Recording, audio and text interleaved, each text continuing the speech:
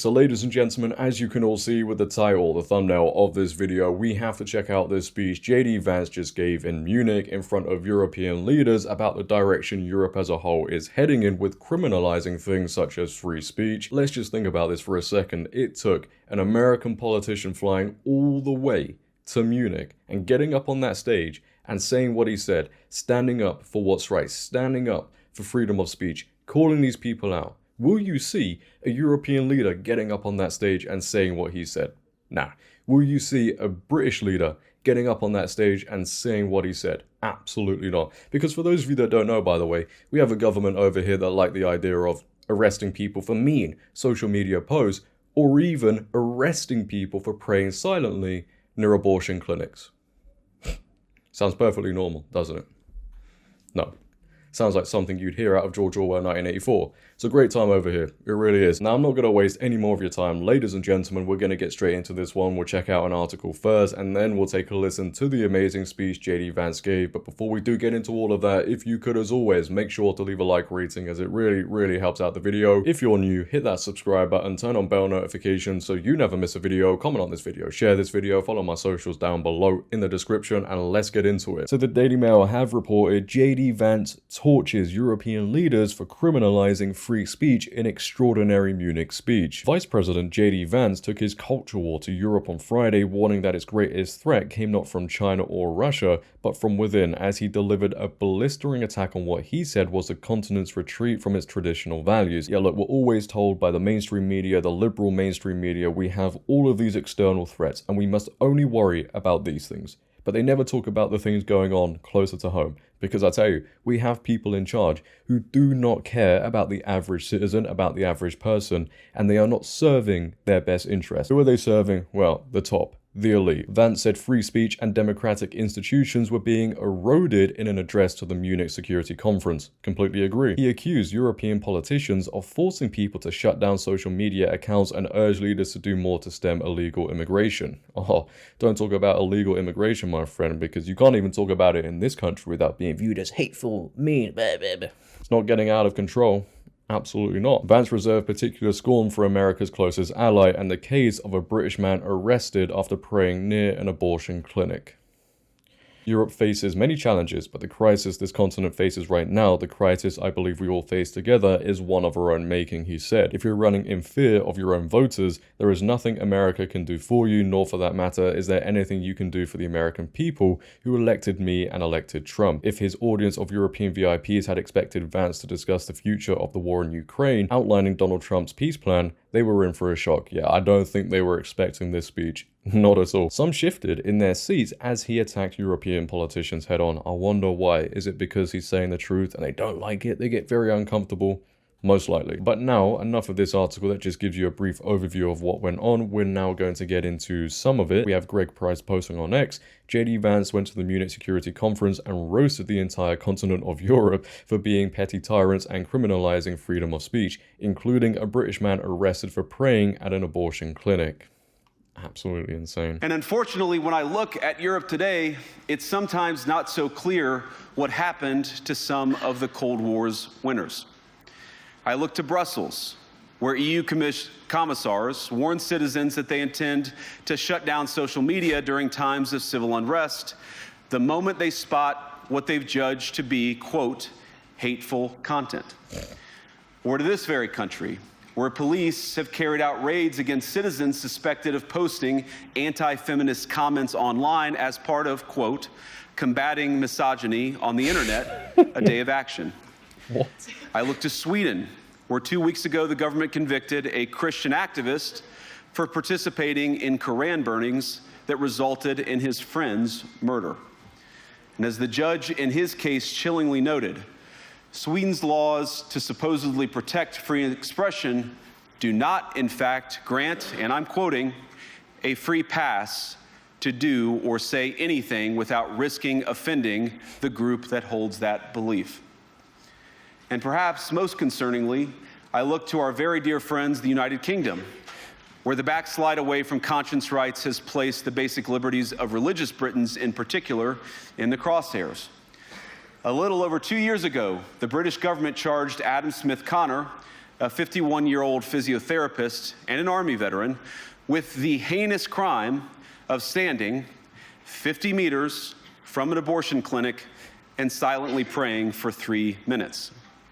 Not obstructing anyone, not interacting with anyone, just silently praying on his own.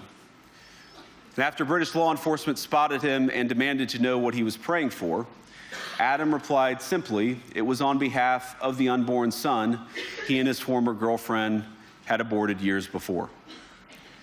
Now, the officers were not moved. Adam was found guilty of breaking the government's new buffer zones law, which criminalizes silent prayer and other actions that could influence a person's decision within 200 meters of an abortion facility. He was sentenced to pay thousands of pounds in legal costs to the prosecution. Now, I wish I could say that this was a fluke, a one-off crazy example of a badly written law being enacted against a single person. But no, this last October, just a few months ago, the Scottish government began distributing letters to citizens whose houses lay within so-called safe access zones, warning them that even private prayer within their own homes may amount to breaking the law. What? Naturally, the government urged readers to report any fellow citizens suspected guilty of thought crime. In Britain and across Europe, free speech, I fear, is in retreat. It is. He's completely right. And what gets me is we obviously have people now within this country, the mainstream media, the woke activists, who are very upset with him getting up on stage and saying what he said, because they know he's speaking the truth. The idea of freedom of speech is so alien to Europe now. People get offended when people say, oh, we need freedom of speech. That just tells you where we're at. But we already have a German defense minister who has come out and said that this speech was not acceptable. Colin Rugg goes on to post on X, German Defense Minister Boris Pistorius starts whining about JD Vance's speech, says it was not acceptable. Looks like Vance's speech was a success. The whining came after Vance ripped European nations for criminalizing free speech and acting like tyrants. If I understood him correctly, he compares the condition of Europe with the condition that prevails in some authoritarian regimes. Ladies and gentlemen, this is not acceptable. Please don't call us out. We don't want to be called out. This is not acceptable. This is not the Europe where I live, where it's the Europe that many citizens live in. How can you get up and say it's not acceptable? This is not the Europe where I live, when people are getting arrested for posting things on social media. These people are a joke. They are as corrupt as they come. This is why I cannot just ignore what we heard before. I cannot not comment on the speech we heard by the US Vice President. We fight for your right to be against us. That is the motto, one of the mottos of the Bundeswehr, and it stands for our democracy. This democracy that was just called into question by the US Vice President, and not just the German democracy, but Europe as a whole. He spoke of the annulment of democracy, and if I understood him correctly, he compares the condition of Europe with the condition that prevails in some authoritarian regimes. Ladies and gentlemen, yes, stand up and protect us. We can't be called out for the terrible things we're doing. Every person clapping in here is against freedom of speech. This is not acceptable. This is not the Europe, not the democracy where I live and where I conduct my election campaign right now. And this is not the democracy that I witness every day in our parliament. In our democracy, every opinion has a voice. And it makes it possible for parties that are partly extremist, such as the AfD, and they can campaign just as any other party. This is democracy. And if the Vice President had the opportunity to switch on his TV set when he arrived yesterday, he would have seen one of those candidates in primetime TV. By the way, we even admit media that spread Russian propaganda, and the representatives of the federal government answer their questions. Nobody is excluded. But democracy does not mean that a vociferous minority will automatically be right, and they cannot decide what truth is. It does not mean that anyone can say anything, and democracy must be able to defend itself against extremists that try to destroy it. I am happy to live in Europe where this democracy is defended every day against its internal and external enemies. Right.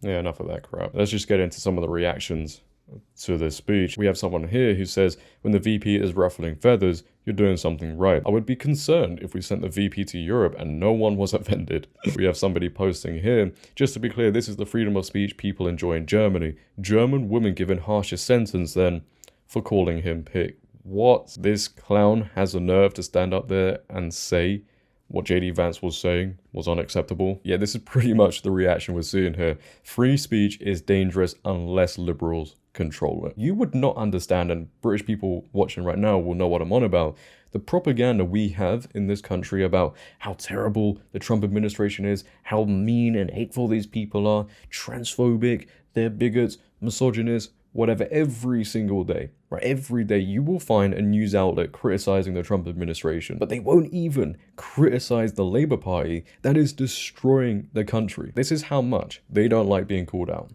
I tell you now, man, they hate it. They don't want people knowing really what's going on. A lot of citizens within the UK don't even know about the crazy situations that go on with people getting arrested for social media posts, etc., because they don't put it in the mainstream. You only hear about it on X or whatever. If they put out the stories of people being arrested for things they're saying on social media or getting arrested for praying silently near an abortion clinic, a lot of people would sit there and go, wait, hold on, this isn't right. This can't go on. We are really not in a good place within the UK, Europe, and this is why you see a lot of people on social media saying they would give anything to have somebody like Trump in charge, somebody like JD Vance, because that's how bad our leaders are. And I love the fact JD Vance has gone to Europe, gone to Munich, and pissed these people off for saying the truth, because that's what people need to do. They need to stand up and say the truth. These people hate it. But leave your thoughts down below. Nonetheless, ladies and gentlemen, what are your thoughts on the JD Vance speech? What he said, do you agree with him? I'm looking forward to all the comments. Once again, if you have enjoyed, make sure to leave a like rating. If you're new, hit that subscribe button, turn on bell notifications so you never miss a video. Share this video, follow my socials down below in the description. But until next time, it has been your host JD. Have a great day, stay safe, and I'm out. Peace.